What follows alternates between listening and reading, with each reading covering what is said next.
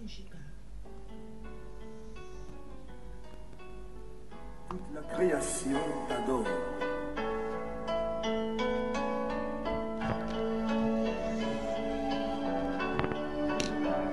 Tu es le véritable au-dessus de tout.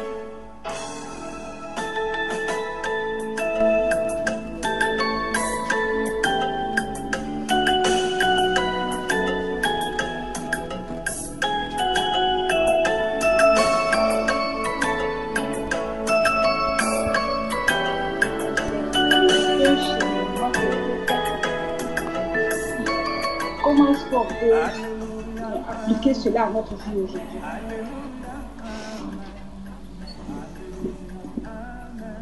Non, c'est clair. Parce que ici, il s'agit de ramener le vrai culte. Dieu seul est digne d'adoration et le culte, le seul d'ailleurs qui doit être fait, c'est à Dieu seul. Alors, ici on voit bien que les enfants d'Israël ont créé des hauts lieux où ils allaient faire des adorations, des cultes, hein, au serpent des reins. Quand le roi Ézéchias est arrivé, d'ailleurs, c'est comme il est dit quelque part là-bas que vraiment c'était vraiment un roi exceptionnel. Il est venu et il a ramené le cœur de tous les enfants d'Israël à leur Dieu. Donc pour cela, il fallait d'abord détruire tous ces hauts lieux-là, casser tous ces hauts lieux, comme les églises. Tu peux le dire, s'il te plaît. Il fit disparaître les hauts lieux, Voilà, il fit disparaître les hauts lieux, brisa les statues, abattit les idoles et mit en pièces le serpent des reins que Moïse avait fait. Voilà. Donc ici, il fallait effacer toute trace de cette adoration-là dans la vie et dans le cœur de ces Israéliens-là. Voilà. Oui, Jacques, toi, tu as compris ça comment? Tu peux dire un peu comment tu as compris ce passage? Non, sinon, ce que tu viens d'expliquer, ça veut dire également. Ce roi qui est venu et puis il a tout cassé, tous les hauts lieux, toutes les formes d'idolâtrie qui existaient, il les a tout saccagés pour aller remblayer le terrain afin de permettre aux enfants d'Israël de marcher pleinement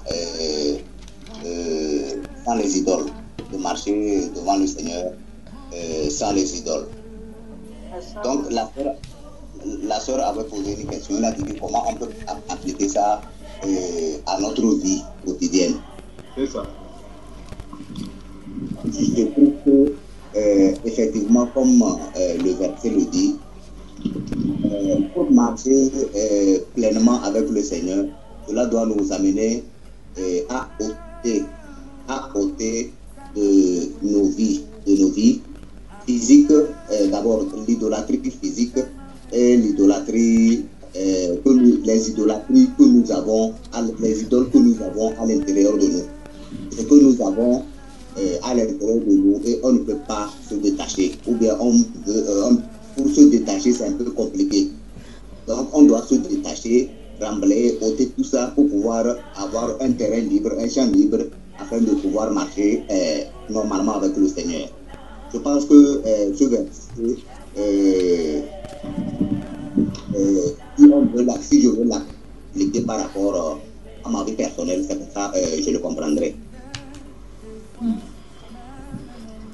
En tout cas, quand moi j'ai écouté l'enseignement des femmes sur ce sujet-là, on peut bien comprendre que c'est vraiment des esprits aujourd'hui qui se sont attachés, ou du moins qui ont mêlé beaucoup de nos sœurs dans la captivité.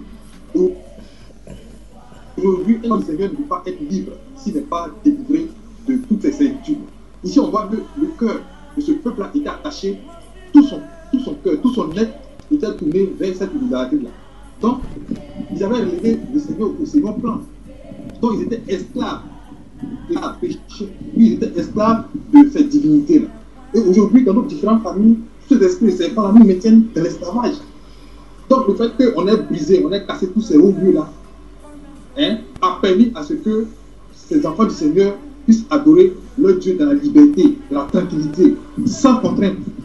Mais aujourd'hui, si ces hauts lieux-là ne sont pas cassés, si ces statues-là ne sont pas brisées de là où ils sont, parce qu'en fait, ce sont des esprits de lui qui nous maintiennent en captivité, n'est-ce pas? Parce que quand le frère a donné les sujets de prière, on peut bien dire, tu peux dire un peu, comment on appelle ça, le canevas dans lequel tu as demandé de prier. Donc, les plans où on doit prier, c'est ces plans-là qui contrôlent les finances, qui disloquent les familles, qui détruisent les ovaires, qui empêchent l'enfantement, qui sucent les richesses, qui bloquent les destinées, qui brisent des couples, qui empêchent l'évolution. Voilà. Donc, vous voyez, toute cette misère, toute cette vie de ténèbres, toute cette captivité, c'est créé par quoi? Par ces esprits-là. Donc, comme ce peuple était dans l'esclavage, était dans les ténèbres, il ne peut pas avancer, il ne peut pas aller de l'avant, il ne peut pas reculer. De la même façon, les enfants du Seigneur aujourd'hui qui sont dans cette captivité-là, si ces hauts lieux-là ne sont pas brisés, si ces serpents derrière-là ne sont pas côté là ou de côté, alors ils ne pourront pas, ces enfants du Seigneur ne pourront pas être libres de pouvoir adorer leur Dieu comme ce peuple-là s'est tourné après avoir brisé tous ces statuts-là, pouvoir se tourner véritablement vers le Dieu. Donc moi, c'est pas ça. Donc, le fait de briser cette statue, de briser ces hauts lieux, c'est la même chose aujourd'hui. C'est l'objet de ce jeûne et de cette prière de combat. Voilà. Donc il faut ôter pour que nous soyons libres de servir notre Seigneur véritablement comme lui. Voilà.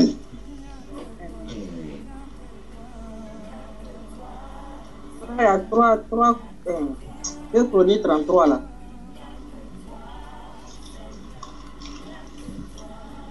Verset 6. C'est tout ce qu'il a dit sur ce passage-là.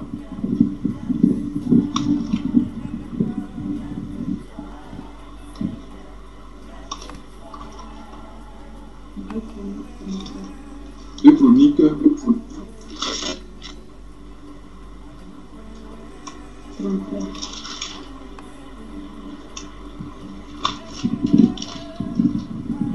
Si quelqu'un l'a trouvé, il peut le lire. 2 Chroniques 33, verset 6. Je peux lire? Oui, Amen. Il fit passer ses enfants par le feu dans la vallée des fils de Hinnom. Il observait les nuages et les serpents pour en tirer des pronostics. Il s'adonnait à la magie et il établit des gens qui évoquaient les esprits et qui prédisaient l'avenir. Il fit de plus en plus ce qui est mal aux yeux de l'Éternel, afin de l'irriter. Amen. Non, mais tu peux continuer un peu encore. Ok. Il plaça l'image taillée de l'idole qu'il avait faite dans la maison de Dieu, de laquelle Dieu avait dit à David et à Salomon son fils: c'est dans cette maison et c'est dans Jérusalem que j'ai choisi parmi toutes les tribus d'Israël que je veux à toujours placer mon nom. Amen, amen, amen. Ça va. Amen. Amen. Waouh. Tu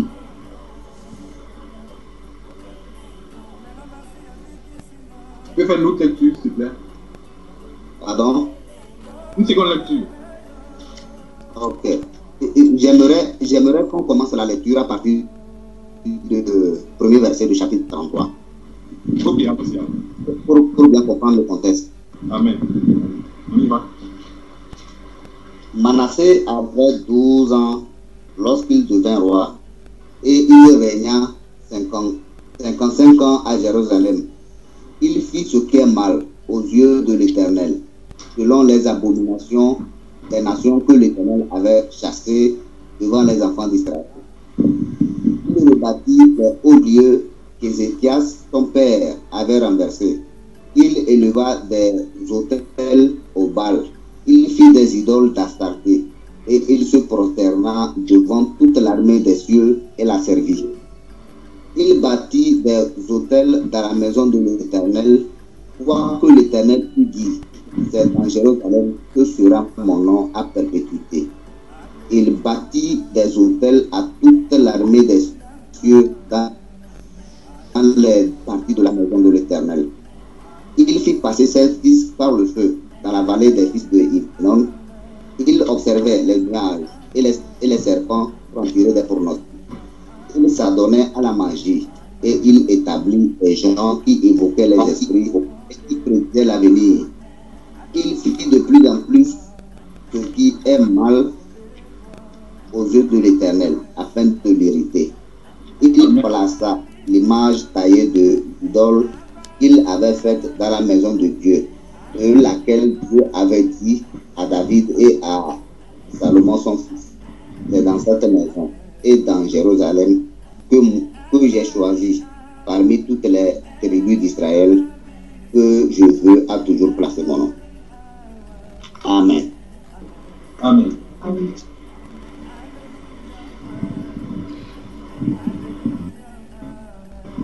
Donc ici, le roi Manassé qui est venu restaurer les idoles que son papa avait renversées, avait cassées. Il est venu, il dit que ce que son papa a fait là, c'est pas bon. Donc il est venu, il a mis ça en place. Il dit que c'est lui qui va maintenant adorer, qui va amener le peuple à adorer le vrai Dieu. Ça. Et il les a établis. Il a établi les hauts lieux selon les penchants de son cœur pour amener le peuple à fléchir les genoux devant ces idoles-là. Amen. Donc, il faisait ça, et c'est ça qui a irrité le Seigneur contre les enfants d'Israël.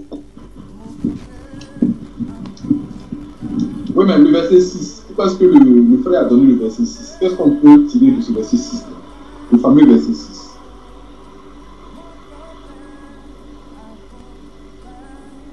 Bon, tu sais que c'est dans un contexte par rapport à nos sœurs. Parce que c'est par rapport lorsqu'on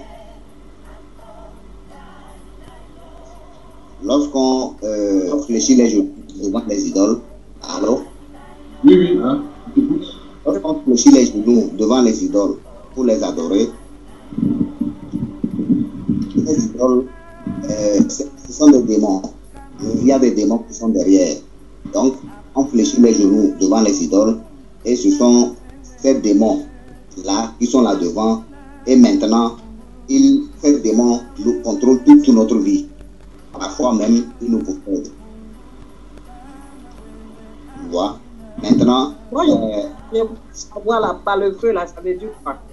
Si là, ils ont sacrifié les enfants dans le feu ou quoi? oui, ils ont brûlé leurs enfants. Je pense que c'est ça. En fait, il donnait ce qu'il y a le plus cher, en fait. Parce que c'était la divinité. Et vous dites que, voilà, il donne ce qu'il y a le plus cher, en fait, passer un enfant par le feu. Voilà. Oui, c'est un système. Oui, continue, frère Jacques. Voilà. Donc, lorsqu'on se prosterne devant ces idoles, donc nous finissons par être sous le contrôle de ces démons, de ces esprits. Et ce sont ces esprits-là qui viennent maintenant nous déranger, qui viennent nous saccager toute notre vie. Et puis on n'arrive plus à se retrouver. Je pense que c'est dans... Je me suis dit que c'est dans ce contexte que le frère a donné cette référence-là pour méditation. Oui, tu as toujours dit, c'est ça. Verset 6. Je suis d'accord avec Jacques. Donc, on dit, dès la fin, on dit, afin de l'unité. Donc, on sait que ce qui est mal aux yeux de l'Éternel, ce qui irrite l'Éternel, c'est toute cette idolâtrie-là, de faire passer ses fils par le feu, d'observer les nuages et les serpents pour en tirer des pronostics, de s'adonner à la magie, d'établir des gens qui évoquent les esprits. Donc les gens qui évoquent les esprits, c'est en quelque sorte les marabouts. Est-ce que dans le Nouveau Testament, on n'a pas parlé de cette femme-là qui procurait un grand gain à ses maîtres parce qu'il devinait par un esprit de serpent? Et là, vous voyez, on parle de voilà. Donc, c'est dans Actes chapitre 16. Dans Actes chapitre 16. Oui, Christine, oui. Voilà. Qui prédisent l'avenir. Voilà. On sait que les gens qui agissent comme ça, donc les marabouts, l'astrologie, les serpents. Les serpents. Nos parents qui sont allés prendre des serpents pour pronostiquer ou c'est important ici, ce passage. Tout ceci irrite. Même les femmes dansent, qui font le combien là, elles aussi elles ont des serpents. Hein? Ah oui. Ah bon? Oui, les femmes font elles ont des serpents. Mais regardez bien le verset 6. Ici, on dit quoi? Il dit les visibles observent les nuages et les serpents pour en tirer des pronostics. Ça veut dire quoi? Cette phrase, ce bout de phrase, ça veut dire quoi? Comment est-ce qu'on comprenait ça? Pour en tirer des pronostics, ça veut dire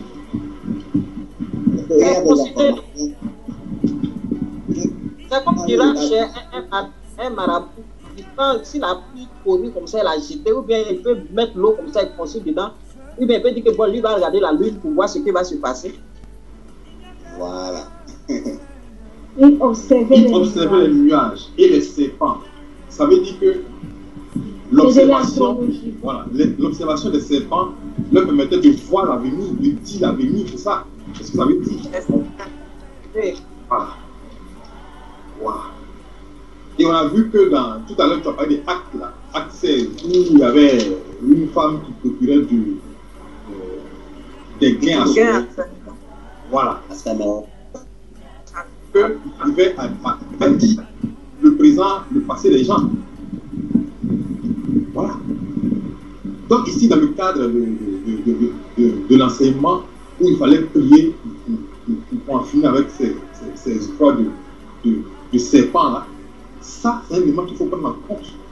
Donc si on voit que ces esprits de serpents sont beaucoup dans nos familles, il y a ce élément là qui est important. Ils peuvent contrôler notre vie. C'est un élément important qu'il ne faudrait pas occulter. En tout cas, comment j'ai vu ça, c'est ce qui a attiré mon attention. Voilà. Il dit, je reprends le verset 6. Il fit passer ses fils par le feu dans la vallée des fils de Hinnom. Il observait les nuages et les serpents en tirer des pronostics. Donc, ça veut dire qu'avec les serpents, on peut dire l'avenir. Et si on peut lire l'avenir, c'est qu'on peut la contrôler. Et si on peut la contrôler, alors on peut manipuler quelqu'un avec ces esprits-là. Est-ce que ça dit qu'eux lisent l'avenir? C'est-à-dire qu'ils manipulent l'avenir plutôt. Mais bien sûr, mais s'ils savent lire l'avenir, s'ils voient que toi, ton étoile va briller, qu'est-ce qu'ils vont en faire? Voilà. Hein? Donc, quand on dit un peu les sujets de prière que tu viens d'évoquer tout à l'heure, là, tu peux les reprendre. Et donc, les actions, donc là, ils contrôlent les finances. Ils contrôlent les finances. Disloquent les familles. Détruisent les ovaires. Empêchent l'enfantement. Sucent les richesses. Bloquent les destinées. Brisent des couples. Empêchent l'évolution. Voilà. Donc, vous voyez tout ce que ces esprits-là peuvent faire. Voilà. Pas étonnant que vous voyez qu'ils ont des emprises sur les gens. Parce qu'avec ces esprits serpents-là, s'ils peuvent tirer des pronostics en regardant les serpents, alors ça veut dire que, en le faisant, il peut lire dans la vie de quelqu'un. ah, celui-là, demain, voilà ce qu'il pourra être, voilà ce qu'il pourra devenir, voilà ce que ses enfants pourront être, ainsi de suite. Donc, à partir de là, il faut des plans. Voilà, pouvoir maintenir dans les ténèbres, dans la captivité, les enfants de Dieu. Voilà comment est-ce que l'esprit du serpent peut agir dans la vie d'un homme. Voilà. Donc, c'est en fait, ce que moi j'aurais voulu suivre dans ce verset. Amen.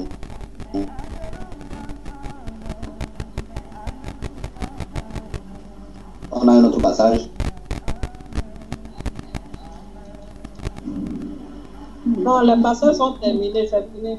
La pluie. La pluie.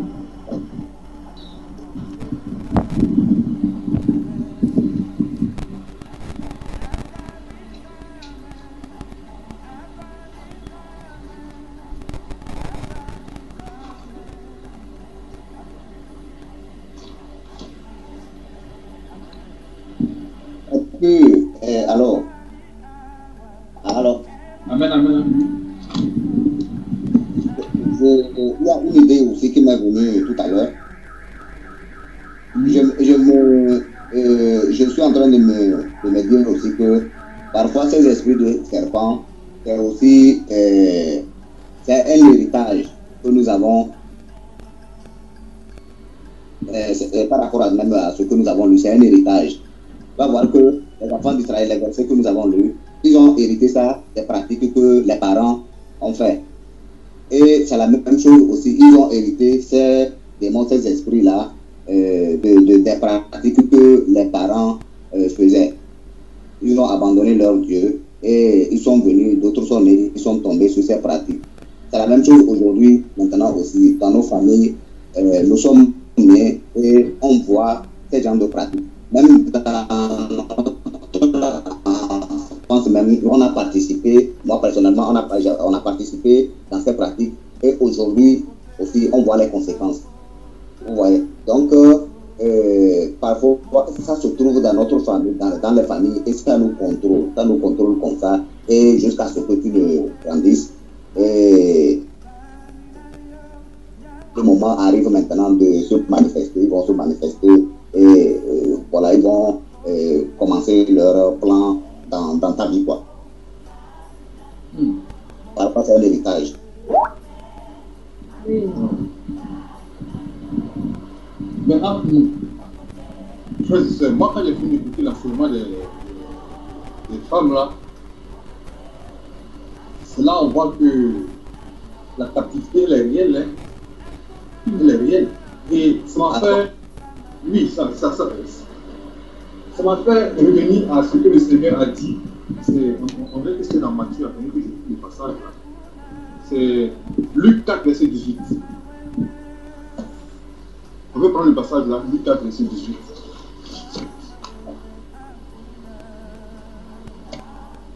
Le livre de Luc, verset 18.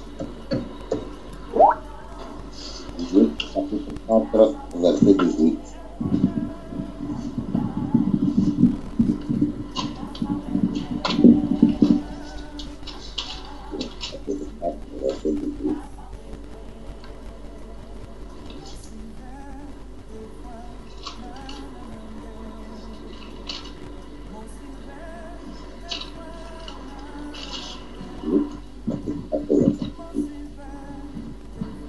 Alors, je peux lire? Oui, vas-y mon frère. Luc, chapitre 4, verset 18. L'Esprit du Seigneur est sur moi, parce qu'il m'a oint pour annoncer une bonne nouvelle aux pauvres. Il m'a envoyé pour guérir ceux qui ont le cœur brisé, pour proclamer aux captifs la délivrance et aux aveugles le recouvrement de la vue, pour renvoyer libres les opprimés, pour publier une année de grâce du Seigneur. J'ai lu jusqu'au verset 19. Non, c'est bon, c'est bon. Amen. Voilà. Je reprends la lecture. L'Esprit du Seigneur est sur moi parce qu'il m'a oint pour annoncer une bonne nouvelle aux pauvres. Il m'a envoyé pour guérir ceux qui ont le cœur brisé, pour proclamer aux captifs la délivrance et aux aveugles le recouvrement de la vue, pour renvoyer libres les opprimés. Voilà. Donc, mes frères et sœurs, voilà ce que le Seigneur dit.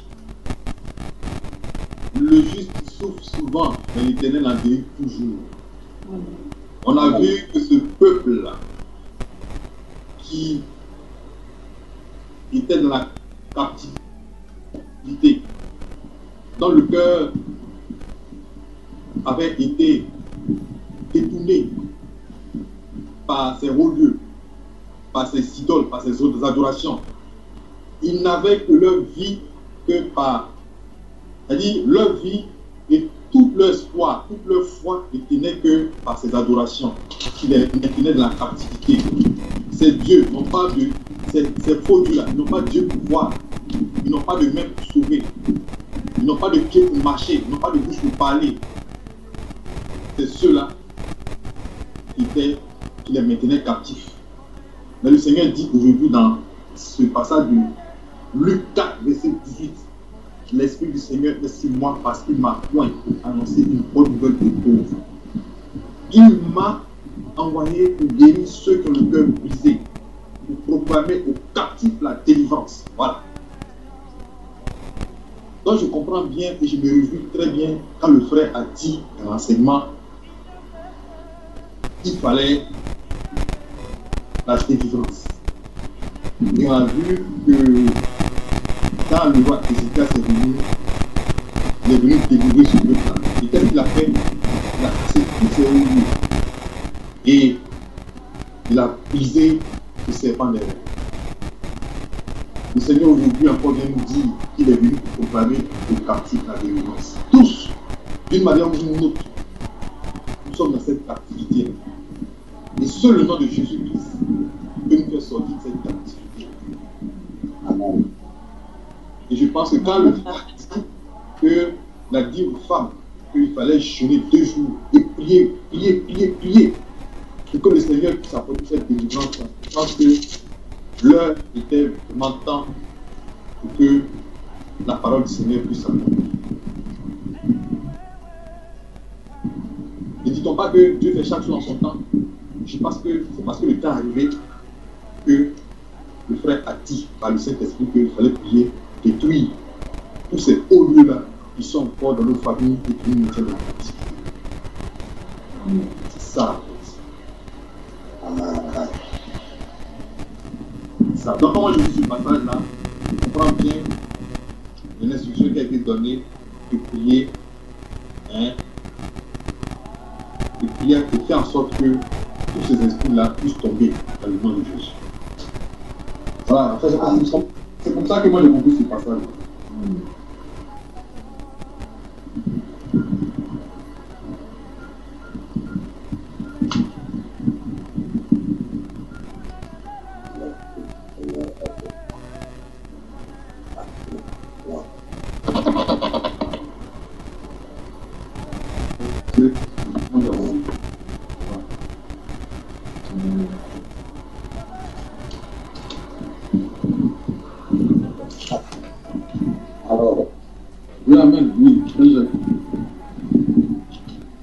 J'ai une question.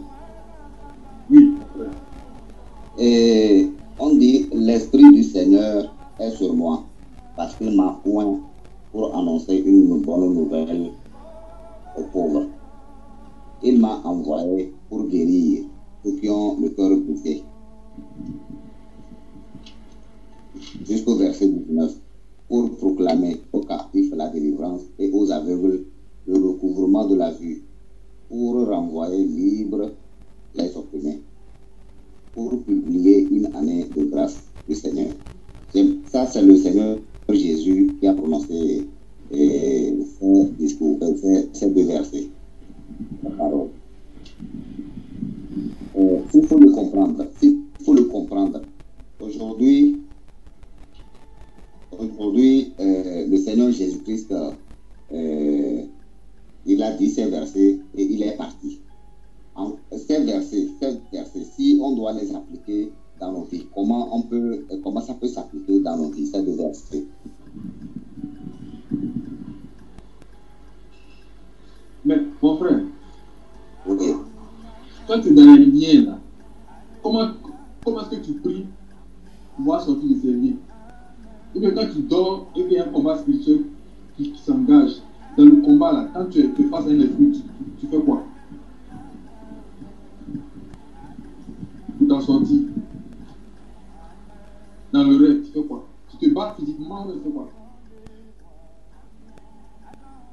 Oui, dans le rêve, bon, je vais te dire par exemple ce que moi, ce qui m'arrive souvent. D'accord? Allô? Oui. Parfois, j'utilise le nom du Seigneur Jésus-Christ. Le nom vient et j'utilise. Et c'est avec ça, avec le nom du Seigneur Jésus-Christ, que je me bats, que je prononce et je suis délivré. Mais parfois, ce nom, je tente de prononcer le nom là, mais ce nom ne veut pas sortir, ça ne veut pas sortir. Et je tente de l'utiliser, de rentrer dans le combat avec ma force physique, mais ça ne peut pas aller aussi. Voilà, en fait, ça vous dit simplement que c'est par le nom de Jésus-Christ seul. Il dit, je vous ai donné le pouvoir. Il est écrit quelque part que Jésus-Christ, qui ne s'est pas fait l'égal de Dieu, c'est pourquoi il est mort sur une croix, et c'est pourquoi Dieu aussi l'a élevé, il lui a donné le nom qui est au-dessus de tout nom. Afin qu'en ce nom, tout genou fléchit dans les cieux, sur la terre et sous la terre, et que toute langue confesse que Jésus-Christ est Seigneur dans la gloire de Dieu le Père. Ça vous dit quoi? Que le nom, il dit tout ce que vous faites, faites-le au nom du Seigneur Jésus-Christ. Il a dit, je vous ai donné le pouvoir de marcher sur les serpents, les scorpions et sur toute la puissance de l'ennemi, et rien ne pourra vous nuire. Dans cette situation de captivité, la seule chose qui peut nous délivrer, c'est le nom de Jésus-Christ. Dans ce passage, il a dit quoi? Il dit, l'Esprit du Seigneur est sur moi, parce qu'il m'a point. Il m'a point, n'est-ce pas? Donc, le Seigneur n'étant plus là, il dit, je m'en vais, je ne vous laisserai pas orphelin. Mais je vous enverrai un consolateur. Actuellement, ce combat que nous sommes en train de mener, cette prière que nous sommes en train de faire, c'est avec l'apport de cet esprit.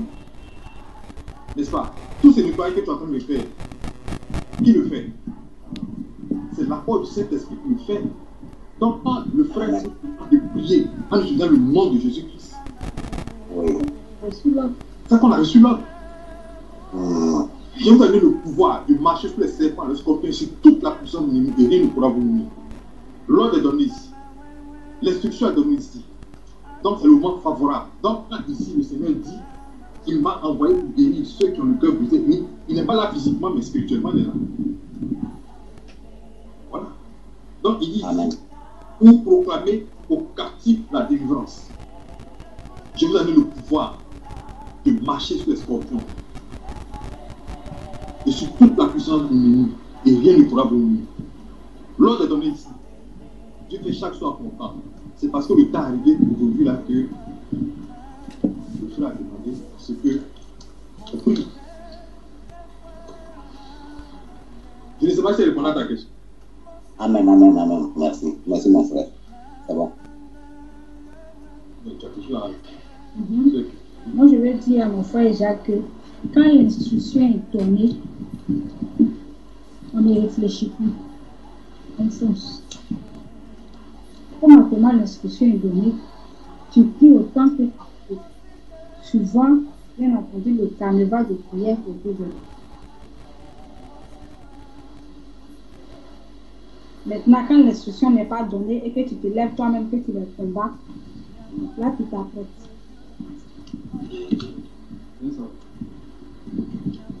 Là, je n'ai pas bien compris. C'est-à-dire, quand l'instruction n'est pas donnée et que toi-même tu te lèves, tu dis que je combats, l'Esprit de Dieu est sur moi. Parce qu'il m'a point et que tu commences à combattre, il faut t'attendre donc au réveil. Maintenant, là où l'instruction est donnée, on dit, bon, tu peux commander maintenant, c'est le moment. Alors, mon frère Jacques, on ne se fait pas prier, on fonce tête baissée. Amen. Mais parfois, lorsque par exemple je suis à la maison comme ça et je sens que je me sens attaqué, mais il faut que je me lance dedans pour prier et pour combattre, non? Bien sûr, mon frère. Le combat est mené. Voilà.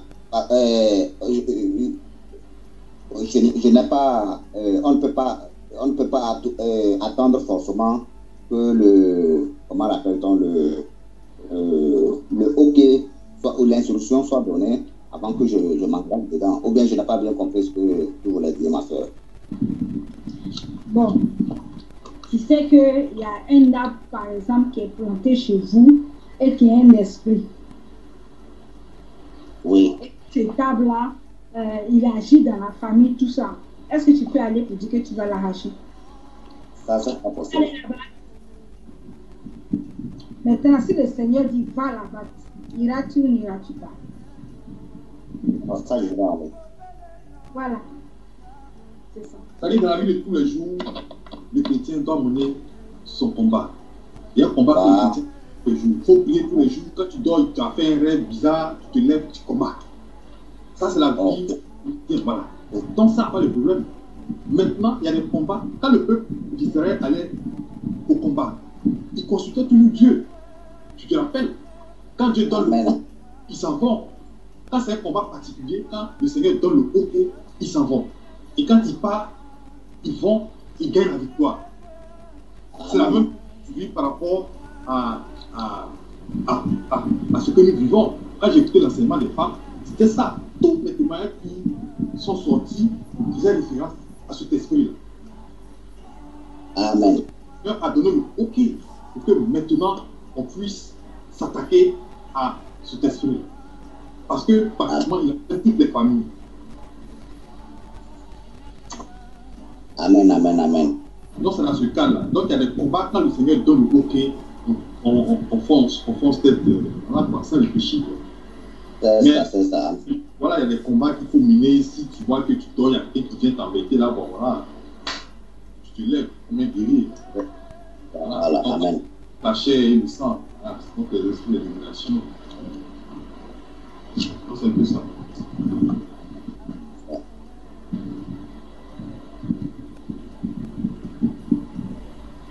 Non, je n'ai plus de questions. Amen. Est-ce qu'il y a d'autres questions? On est plus je n'ai plus d'autres préoccupations.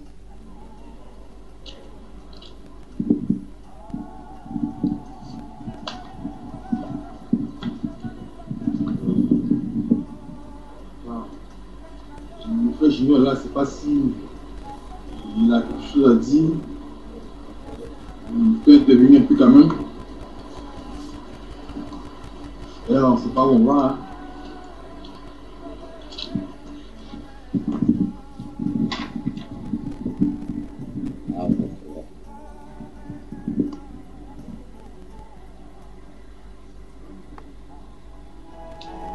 Au-dessus de tout.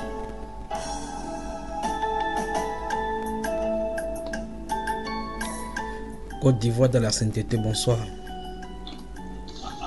Bonsoir mon frère. Bonsoir, frère Junior.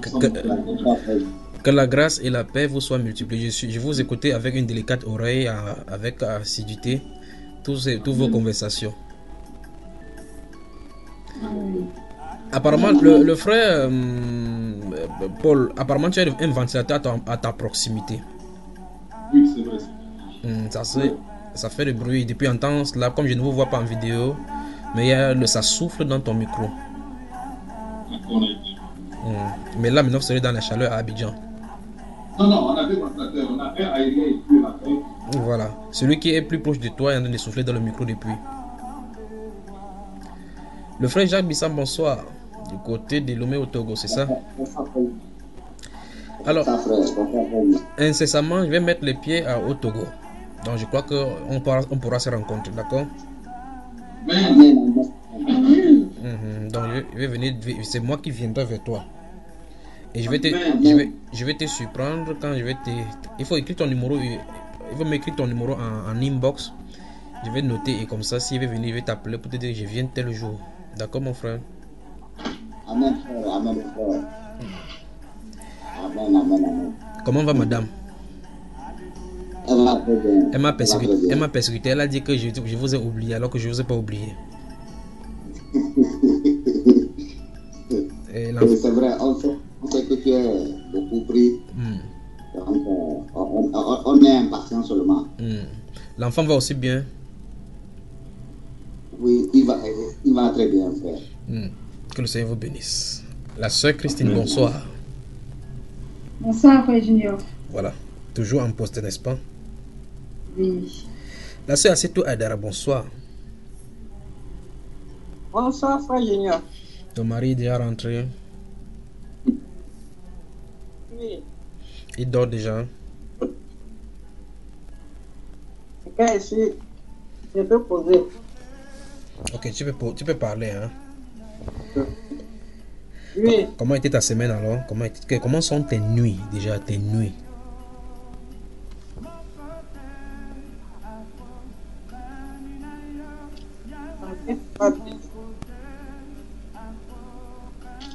Je t'entends pas. Je viens tout juste d'entrer comme ça de la radio dans les embouteillages, c'était pas facile.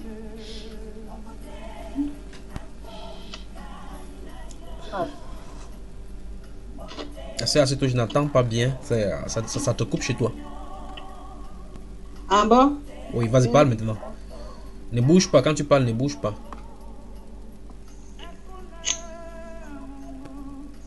Je disais que j'ai un problème de dos aussi, donc la nuit là, ça me fatigue beaucoup. Pourquoi? Mais ton mari, tu ne dis pas ton mari était massé. Il te faut le massage, la soeur, c'est tout.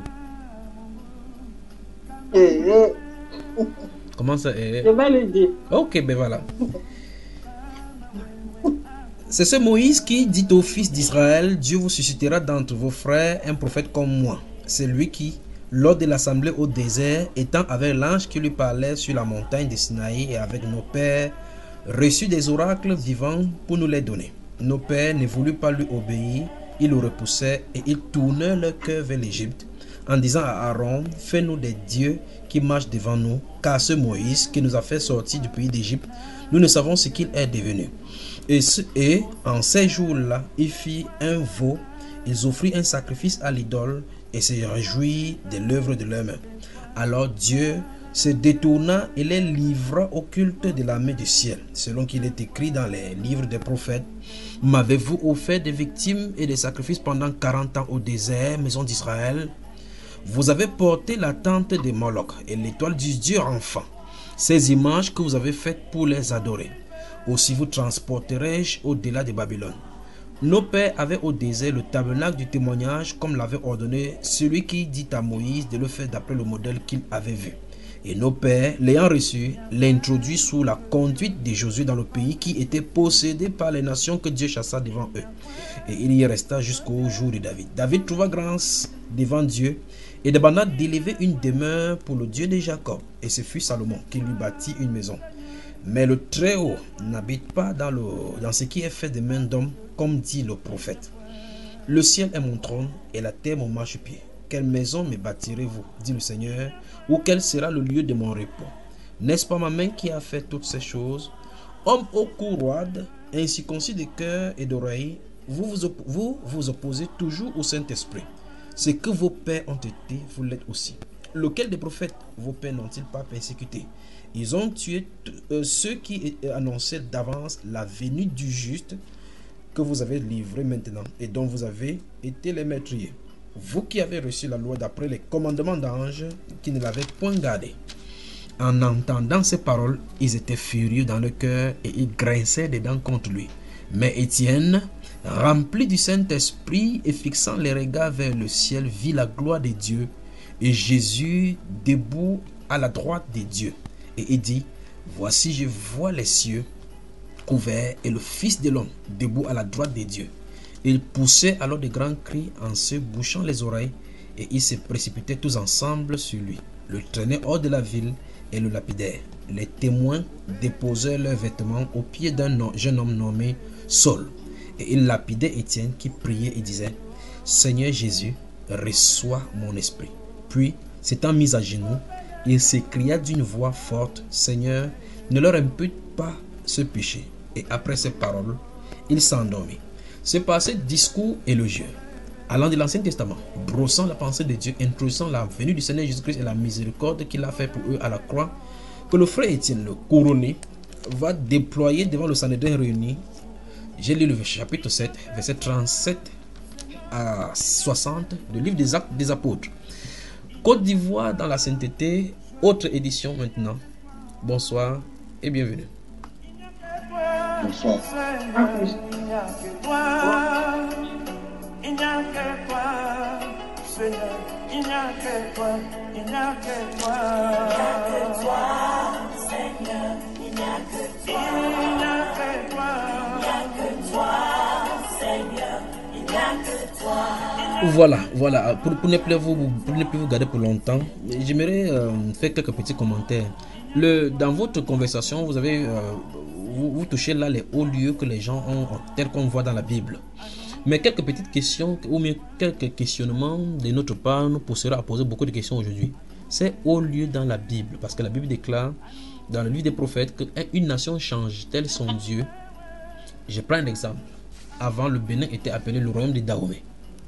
Toute la région, Togo, Ghana et autres là-bas, la Gentille, ainsi de suite. Le culte idolâtrique qui s'y pratiquait, comment on le voit aujourd'hui? N'est-ce pas, on a convenu cela jusqu'à ce que ça intégré dans la nation togolaise, dans la nation béninoise, comme étant un patrimoine culturel à protéger, au point où on le fait, il y a des festivités même dont les autorités y participent. Le culte de vaudou. Et le culte de vaudou fait venir comme ça de terribles manifestations de la magie noire, de la magie blanche, ainsi de suite. Et on fait effectivement pour ceux qui font dans la magie, par exemple, si vous lisez le livre de la magie intitulé Le serpent de la jeunesse, la clé de la magie noire de Stanislas Gaetano à la page qui regorge 850 pages, nous voyons effectivement comment il déploie que c'est le serpent qui à l'origine a ouvert sa volonté à l'homme pour révéler les choses que Yahweh voulait cacher. Et donc on voit effectivement que c'est même les magiciens eux-mêmes, les diables, ceux qui servent Satan dans cet endroit-là considèrent le serpent comme une bonne chose. Et ils vont considérer même le démon comme une bonne chose. C'est pour ça que Socrate, pour les amateurs de la philosophie, Socrate disait effectivement dans sa confession que les pensées qui venaient là ne venaient pas de lui, mais c'était de son démon guide. Donc il considère qu'en Grèce que le démon guide était des bonnes choses. Pas étonnant donc que le temple de Delphes était un temple sur lequel c'est écrit sur le serpent. Et c'est là où on a dit connais-toi toi-même. Donc vous voyez que le serpent, la façon que le serpent marche, c'est l'esprit, c'est le seul être qui marche, ça peut retourner sur lui à ses pas. Donc, ça retourne sur lui. Pour dire connais-toi toi-même. C'est celui donc qui peut faire le cercle avec le cercle, un circuit fermé avec sa langue. Il peut revenir effectivement vers sa queue jusqu'à sa queue en formant un cercle. C'est donc pour cela que la philosophie est une tentative de la sagesse issue du diable. Donc c'est la religion du diable, la philosophie. Nous allons y revenir.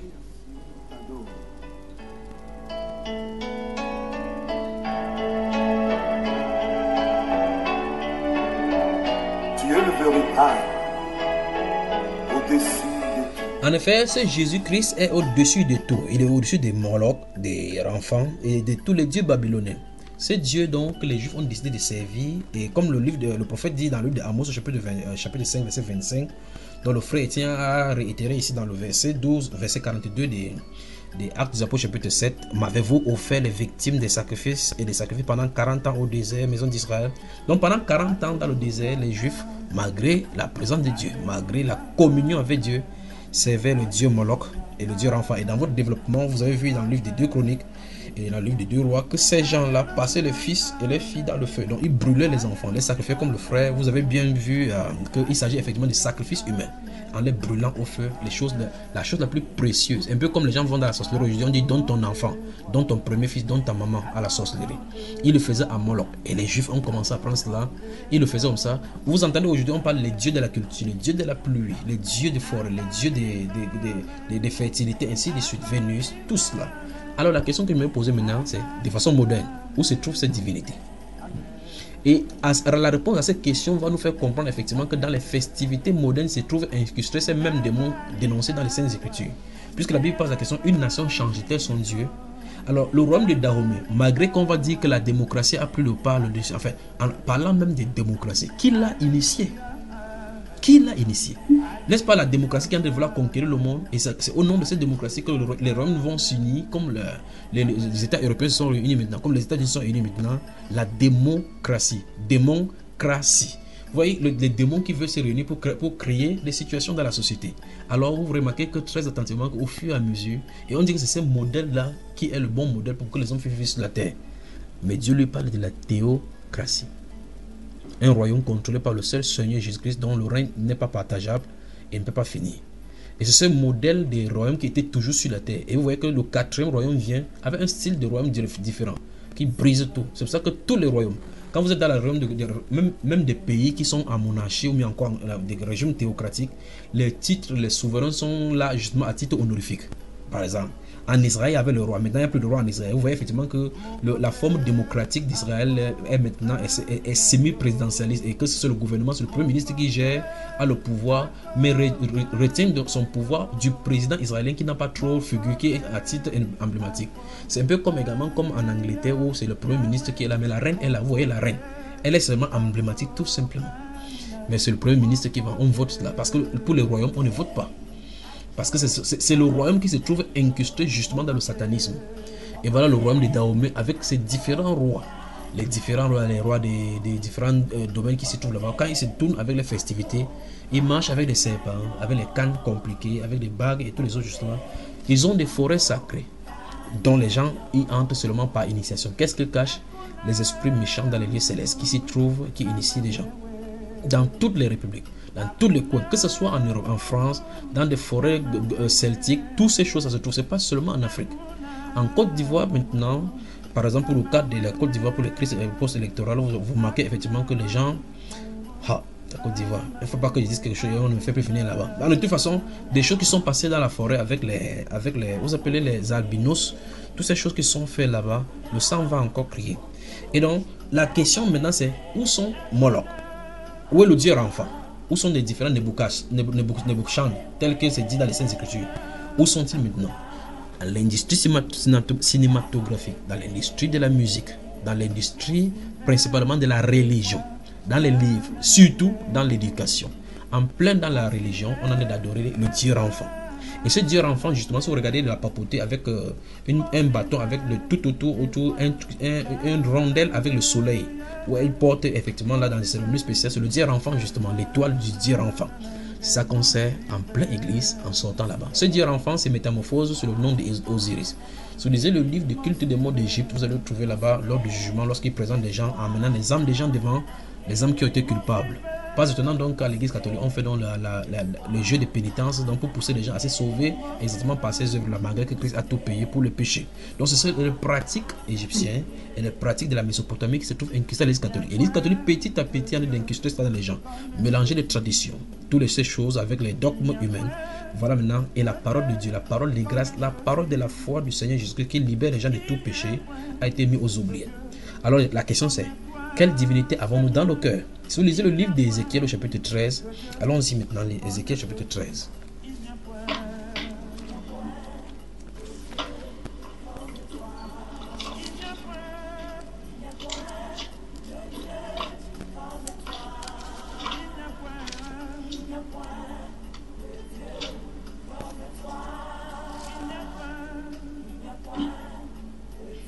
Alors au chapitre 14, ouvrons le chapitre 14 directement avant, parce que là il parle contre les faux prophètes qui vont... Maintenant regardez le chapitre 14, à partir du verset 1, vous m'entendez? Le frère Jacques m'entend? Oui frère, j'entends. Le son est bien, n'est-ce pas? Oui c'est bien frère. Oui, c'est toujours un délice, un délicieux moment de passer en votre compagnie. Amen. Quelques-uns des anciens, à partir du verset 1 du chapitre 14 des livres des prophètes Ézéchiel. Quelques-uns des anciens d'Israël vinrent auprès de moi et s'assit devant moi. Et la parole de l'Éternel me fut adressée en ces mots: Fils de l'homme, ces gens-là portent leurs idoles dans leur cœur.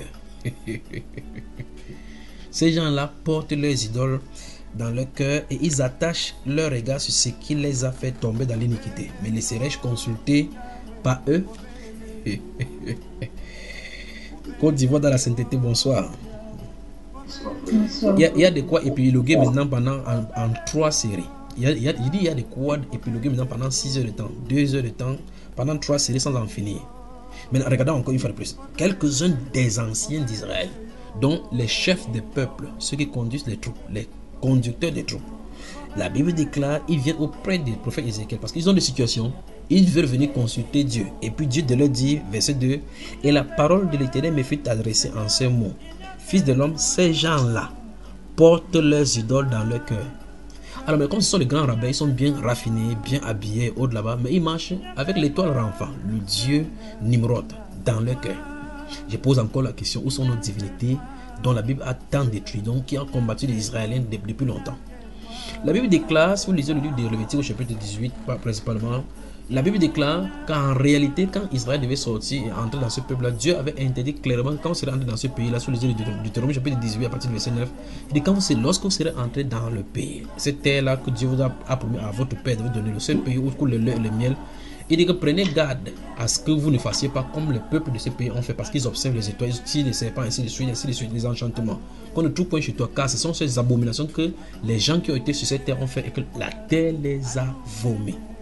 Ce sont les actes contre nature, mais les divinités, ces divinités sont des démons, des esprits déchus qui viennent sur la terre pour apprendre, puisqu'ils sont intelligents plus que les hommes, pour apprendre certaines tours de magie aux gens et que les gens trouvent comme les découvertes scientifiques qu'on fait. Les gens disent waouh, celui-ci était un génie. Pourtant, on a insufflé, effectivement, comme Socrate l'affirme lui-même, que les démons qui lui insufflaient toutes les paroles qu'il disait.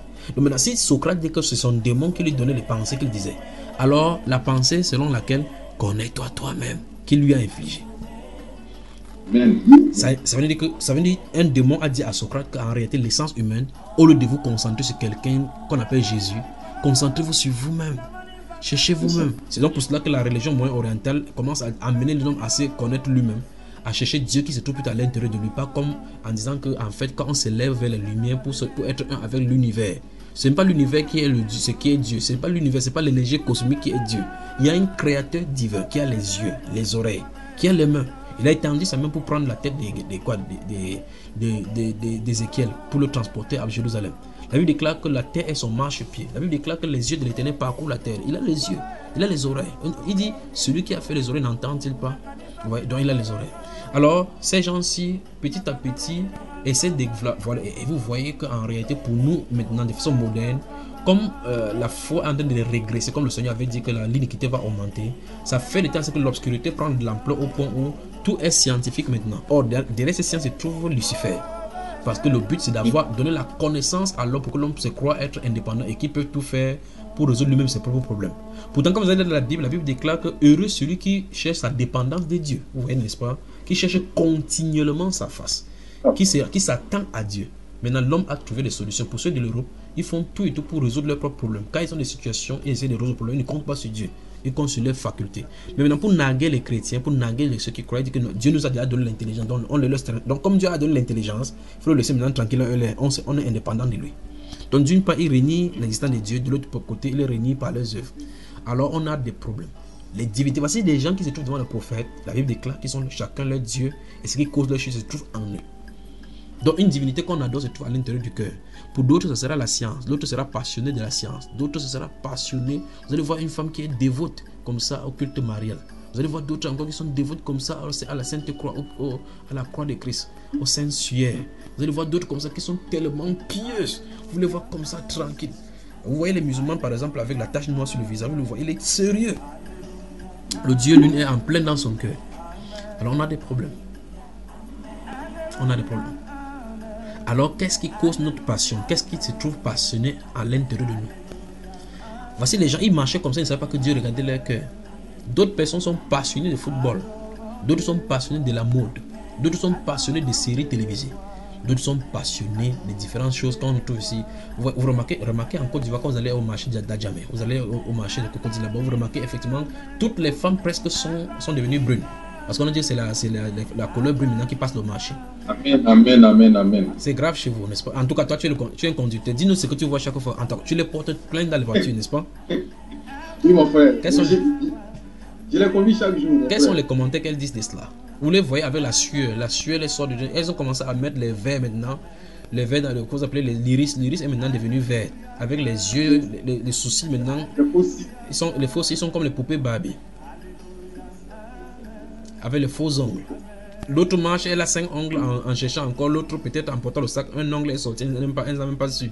Elle s'est décollée. Elle dit qu'un de mes faux ongles est sorti. Elle dit un de mes faux ongles est tombé. Et toi aussi, tu les portes. Il prend l'argent 100 francs pour te donner, pour te payer les aigles. Tu prends.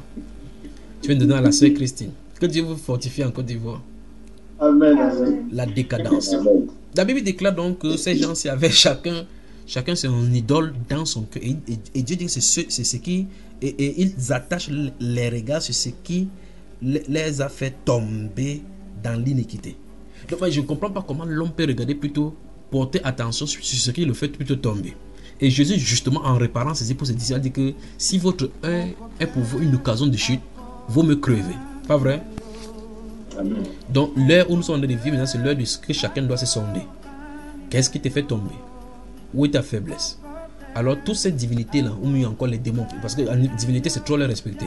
Tous ces démons-là qui se trouvent cachés derrière ces choses-là, ce sont les choses qui sont là pour épier notre liberté qui est en Christ et regarder nos faiblesses pour pouvoir accentuer et amplifier les listes de tentations dans nos vies et nous empêcher, nous handicaper.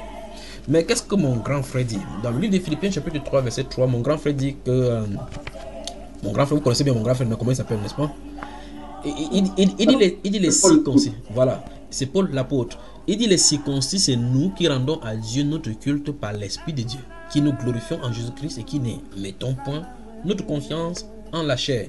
Donc quand il dit par exemple, parce que dans ces Philippiens là, il parle de la circoncision, parce qu'il y a les circoncis qu'on appelait les circoncisions de la chair. Il dit les circoncis, c'est nous qui rendons à Dieu notre culte par l'Esprit de Dieu, qui nous glorifions. Il dit quoi? Qui nous glorifions en Jésus-Christ. Bon, il dit les circoncis. Donc il veut dire les vrais circoncis. Ce qu'on appelle les circoncis, c'est nous. C'est vrai que la vraie circoncision, c'est la circoncision de l'esprit. Pas étonnant que Jésus, notre Seigneur, dit qu'on doit rendre culte à Dieu par l'esprit. Donc Dieu cherche les adorateurs par l'esprit. Sinon, si ce n'est pas par l'esprit, on sera en train d'adorer les idoles qu'il y a sur notre cœur, tels que les gens l'avaient été. S'ils savaient qu'ils étaient les idolâtres, ils pourraient parler devant un prophète de Dieu pour faire comme ça. Ils s'asseyent là-bas. Parce qu'ils sont les anciens d'Israël, ils sont considérés, mais pourtant ils sont les adorateurs. Un peu comme les francs-maçons viennent aussi à l'église catholique aujourd'hui. Ils viennent aussi s'asseoir avec les pins. Vous voyez les gens. Vous voyez le ministre de la Défense ivoirien. Vous voyez le président de la République avec les pins de la Rose-Croix. Entre-temps, au Cameroun, le président de la République a aussi les pins de la Rose-Croix. Il met le premier ministre qui a le pins de la Rose-Croix en prison. Vous les voyez tous dans le journal. Vous voyez que chaque personne a le pins de la Rose-Croix. Donc on peut dire sans risque de se tromper que les Rosicruciens, avec leur esprit, ont détourné le pays, ils sont devenus des voleurs, ils sont enfermés en prison, les Rosicruciens. Qu'est-ce qui se passe? Ils portent leur regard sur ce qui nous a fait chuter. Mais pourtant, ces sciences-là, dans les sciences occultes dans lesquelles ils portent, c'est pour dire qu'ils portent l'homme, parce que ça tourne l'homme vers l'homme pour pouvoir chercher le bien de l'homme. Mais on se retrouve maintenant qu'un être humain vole 50 milliards pour lui-même. On se pose la question si la philosophie de la franc-maçonnerie ou bien de la Rose-Croix, c'est voler pour soi-même. Pas étonnant donc on dit connaître toi-même. Quand ils se sont tournés vers eux, ils ont appliqué la philosophie connaître toi-même. Ils ont compris que non, il faut d'abord s'en sortir avec les milliards avant de voir l'autre d'abord. Mais pourtant Dieu, lorsqu'on tourne les regards vers lui, on est rayonnant de joie et le cœur ne se trouve point de confusion. Côte d'Ivoire dans la sainteté. Bonne soirée. Jean? Oui. Vous avez trop duré, n'est-ce pas? Il faut que le frère... Ouais, Junior. Oui. Tu avais dit que tu allais me donner les directions pour ma prière là. Oui, mais pas pour toi seul, pour le pape. Aux autres, non. Est-ce que c'est à toi? J'ai dit, je vais donner aux autres, à ceux de l'autre côté pour qu'ils voient et te voient, d'accord? Pas de problème. Donc j'ai dit, je vais dire aux autres, comme ça, quand tu vas les appeler, vous allez vous rencontrer, d'accord? Pas de problème. Que la grâce et la paix vous soient multipliées. Gardez-vous à l'esprit cette question-ci. Où sont les dieux étrangers? Les dieux dont la Bible parle, ils sont où aujourd'hui? C'est la question. D'accord, mes frères? Cette méditation va nous pousser à résoudre certains problèmes dans notre quotidien. À regarder ce à quoi nos regards tombent souvent. Ils sont tellement subtils. Ils sont tellement subtils dans nos vies au point où si ce n'est pas par le discernement de l'esprit et par un travail subséquent, alors on ne peut pas les détecter et les savoir qu'ils sont là. Mais les idoles sont là. Ceux qui étaient assis devant le prophète Ézéchiel ne savaient pas qu'ils avaient des idoles sur le cœur jusqu'à ce que le prophète reçoit de Dieu qu'ils ont leurs idoles sur le cœur. Chacun porte. Donc tous les anciens d'Israël avaient leurs idoles. Et pas étonnant donc, comme là nous sommes au chapitre 13, vous remarquez au chapitre 8, quand Ézéchiel venait dans la nuit par la puissance du Saint-Esprit, il a vu chacun avec l'encensoir, ils étaient de servir les démons. Mais les gens les suivaient, ils disent non, ça c'est un ancien tel. Non, le papa là, il est calme, il ne dérange personne. C'est un prêtre, je le connais bien. Non, on a grandi ensemble, mais pourtant c'est le serpent qu'il sert. Que Dieu vous bénisse. Amen. Bonsoir. Amen, amen, frère. Bonsoir et à bientôt. Souvenez-vous, fouillez dans vos cultures, fouillez dans vos backgrounds, fouillez les choses que vous serviez, fouillez les choses comme la Bible déclare, les 20 manières héritées de nos pères. Bien que certains panafricanistes essayent de faire maintenant pour que vous reveniez dans la tradition de vos pères en disant que c'est ça qui est le bon, parce que vous êtes les vrais juifs, le peuple de Dieu. Que le Jésus était noir. Vous ne savez pas sa couleur de toute façon. Que Jésus est soit noir et vous. C'est pour ça que son peuple souffre. En tout cas, de toutes les façons, où sont les dieux dont tu as chassé la Bible, cette divinité-là, depuis les temps anciens? Ils sont dans le roc. Pas étonnant que Kanye West imite Jésus-Christ en trouvant même un slogan maintenant pour vendre les chemises dont certains chrétiens achètent maintenant. Yesu Store, le tour de Yesu, en disant qu'il est Jésus. Et il dit qu'il ne veut pas s'identifier à quelqu'un, il veut être seul. Oprah Winfrey, même chose. Et tous ces gens-là qui se moquent dans le hip-hop de notre glorieux Seigneur Jésus-Christ. Alors où se trouvent les divinités étrangères? Que chacun pose la question, se pose la question et trouve et détecte son Dieu sur son cœur, ou bien encore les divinités sur son cœur, dans la famille, ses passions et ses fantasmes qui sont anti-scripturaires. Bonne soirée. Amen, frère, amen.